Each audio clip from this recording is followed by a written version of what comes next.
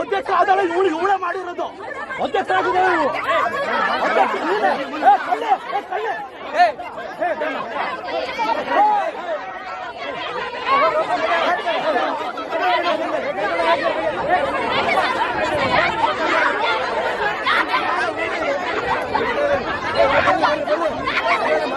ಮಾತಾಡ್ತಾ ಇಲ್ಲ. ಈಗ ನಾಳೆ ಅದನ್ನೇ ಹೇಳ್ತಾ ಇರೋದು. ಈಗ ನೀವು ಇವತ್ತು ನಿಮಗೆ ಚೆನ್ನಾಗಿ ಗೊತ್ತು, ನೀವು ಎಲ್ಲ ಲೋಕಲ್ ಇದ್ದೀರಾ, ಆಲ್ದೂರವರು ಎಲ್ಲ ನಿಮಗೆ ಚೆನ್ನಾಗಿ ಗೊತ್ತು ಇದು ಎಷ್ಟು ದಿನದಿಂದ ಇದೇ ರೀತಿ ಪೆಂಡಿಂಗ್ ಆಗಿದೆ ಅಂತೇಳಿ. ಇದು 2 ಕಮ್ಯುನಿಟಿ ಬಗ್ಗೆ ಬರ್ತದೆ. ಒಂದು ನಿಮ್ಮ ಕಮ್ಯುನಿಟಿ ಒಂದು ಬರ್ತದೆ, ನೆಕ್ಸ್ಟ್ ಇನ್ನೊಂದು ಜಿಲ್ಲಾ ಒಕ್ಕಲಿಗ ಸಂಘದವ್ರದ್ದು ಒಂದು ಕಮ್ಯುನಿಟಿ ಬರ್ತದೆ.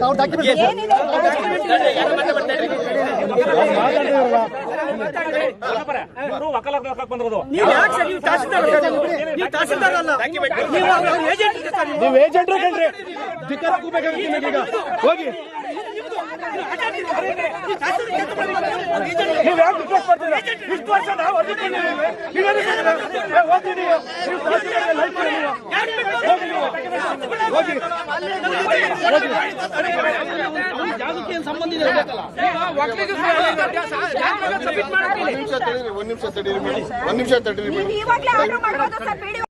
ತಪ್ಪಾಗಿ ಮಾಡಿದ್ದಾರೆ ಅಂತೇಳಿ ಗೊತ್ತು. ಅದನ್ನ ಆ ತರ ರೆಸೊಲ್ಯೂಷನ್ ಮಾಡಕ್ ಬರಲ್ಲ.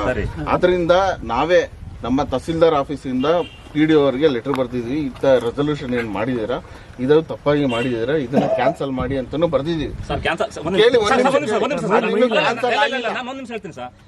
ನಾನು ಗ್ರಾಮ ಪಂಚಾಯತ್ ಮೆಂಬರ್, ನಾನು ತಪ್ಪಾಗಿ ರೆಸೊಲ್ಯೂಷನ್ ಮಾಡಿದ್ದೀವಿ. ಕ್ವಾಶ್ ಮಾಡೋದು ಯಾರ್ದು ಪವರ್? ಇವ್ರದ್ದು ಪವರ್. ಈಗ ಇವರು ಪವರ್ ಅಂತ ಹೇಳಿದ್ರೆ PDO ಅವರು ಒಂದು ಸುಮೋಟೋ ಪ್ರಪೋಸಲ್ ಹಾಕ್ಬೇಕು. ಸುಮೋಟೋ ಪ್ರಪೋಸಲ್ ಹಾಕಿದ್ಮೇಲೆ ಇವರು ರದ್ದು ಮಾಡಬೇಕು. ಅದು ಇನ್ನೂ ರದ್ದಾಗಿಲ್ಲ.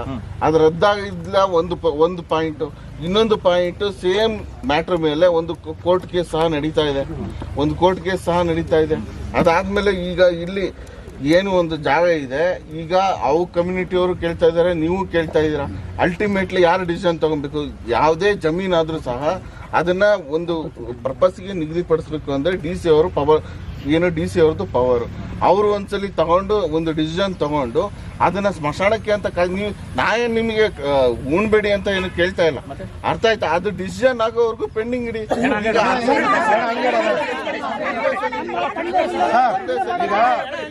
ನೀವು ಏನಲ್ಲ ಪ್ರೊಸೀಜರ್ ಅಂದ್ರಲ್ಲ, ಎಷ್ಟು ಬಾರಿ ನಾವು ಎಷ್ಟು ವರ್ಷದಿಂದ ಕೊಡ್ತಾ ಇದೀವಿ ಕೇಳಿಲ್ಲ. ಎಷ್ಟು ವರ್ಷದಿಂದ ಕೊಡ್ತೀವಿ? ಯಾಕೆ ಎಣಕ್ ಬಂದಾಗ ನಿಮಗೆ ಪ್ರೊಸೀಜರ್ ಇನ್ನು ಅವಕಾಶ ಕೊಡಿ, ಅದು ಕೊಡಿ, ಇದು ಕೊಡಿ ಅಂತ ನೀವು ಕೇಳ್ತಾ ಇದ್ದೀರಾ? ಇಷ್ಟು ದಿವಸ ಏನ್ ಮಾಡ್ತಿದ್ರಿ ನೀವು? ಸರ್ಕಾರಿ ನೌಕರಿ ಏನಿದ್ದೀರಾ ನೀವು, ನಮ್ಮ ಕೆಲಸಗಳನ್ನ ಮಾಡಕ್ಕಿರೋದು. ನೀವು ಅರ್ಜಿ ತಗೊಂಡು ಬರೀ ಇಟ್ಕೊಳ್ಳೋದಲ್ಲ, ಅರ್ಜಿ ಕೊಡಿ. ಎಷ್ಟು ವರ್ಷದಿಂದ ಕೊಡ್ತಾ ಬರ್ತಾರೆ ಹೇಳಿ? ಮತ್ತೆ ಇವಾಗ ಯಾಕೆ ಬಂದಿದ್ದೀರಾ ನೀವು? ಇವಾಗ ಯಾಕೆ ಬಂದಿದ್ದೀರಾ? ನಮ್ದು ಭಾಷಣ, ಇದು ನಮ್ದು ಭಾಷಣ. ನಾವು ಇಲ್ಲಿ ಬಂದ್ ಮಾಡ್ತೀವಿ, ನಾವು ಯಾವ್ದು ಕೇಳಬೇಕಾಗಿಲ್ಲ, ಇಲ್ಲೇ ಮಾಡ್ತೀವಿ. ನಾವು ಅಷ್ಟು ವರ್ಷದಿಂದ ಅರ್ಜಿ ಕೊಟ್ರು ನೀವು ತಲೆ ಕೆಡ್ಸ್ಕೊಂತ ಇರೋ, ಇವತ್ ನಾವು ನಿಮ್ಮನ್ನ ಕರೀಲಿಲ್ವಲ್ಲ? ಏನ್ ಬಂದ್ರಿ? ಏನಮ್ಮ ನೀವು ಯಾವತ್ತು ನಾವು ನಮ್ಮ ಲೆಟರ್ ಮೇಲೆ ಯಾವಾಗ ನೀವು ಇವರಿಗೆ ಕಳಿಸ್ಕೊಟ್ಟಿದ್ದೀರಾ?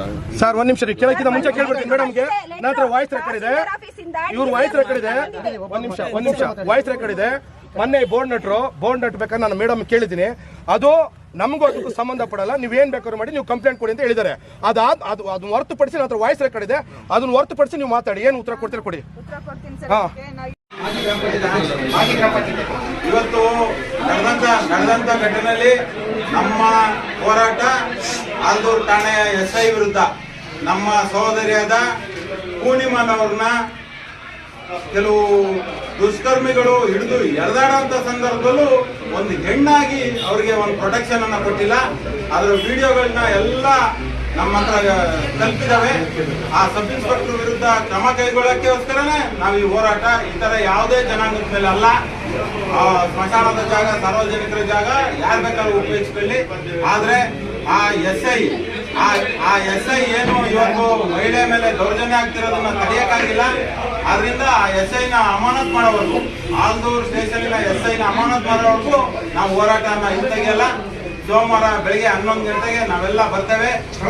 ಎಲ್ಲ ಅಷ್ಟರೊಳಗೆ SP ಅವ್ರಿಗೆ ಹೇಳಿದೀವಿ ಏನು ಕ್ರಮ ಕೈಗೊಳ್ಳಬೇಕು ಅಂತೇಳಿ. ಕ್ರಮ ಕೈಗೊಂಡ್ರೆ ಪರವಾಗಿಲ್ಲ, ಕ್ರಮ ಕೈಗೊಳ್ಳದಿದ್ರೆ ಆ SI ಮೇಲೆ ಕ್ರಮ ಕೈಗೊಳ್ಳೋದಂತ ನಮ್ಮ ಹೋರಾಟ ಇರುತ್ತೆ.